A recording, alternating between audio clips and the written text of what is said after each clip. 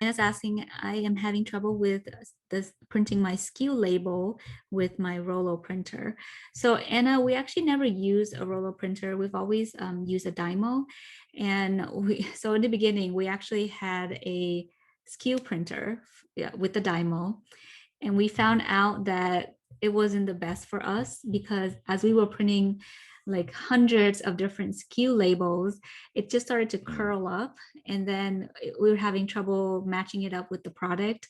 And so we end up using a It's a laser printer. laser Yeah. printer, and we printed with The Avery Yeah. 5160 label. So it's a sheet.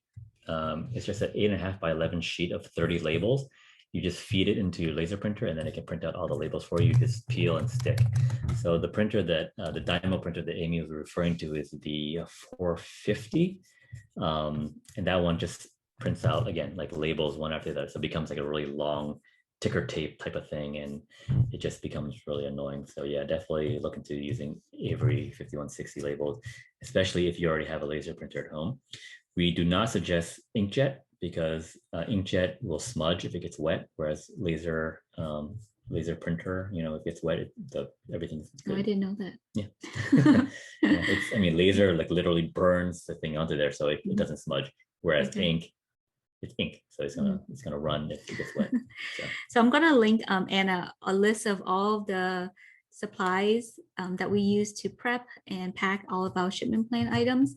I'll link it in the Zoom too. So about a month and a half ago, Cece did a whole presentation on live about how she does a shipment plan, how all the materials that we use, and it was a big hit. And people are still asking me for this PDF, so I'll just go ahead and link it. This is actually something that we include for students inside the Women's Health Academy, but I'll give it to you guys for free. But it's super helpful because sometimes you just don't know what material you need to get started.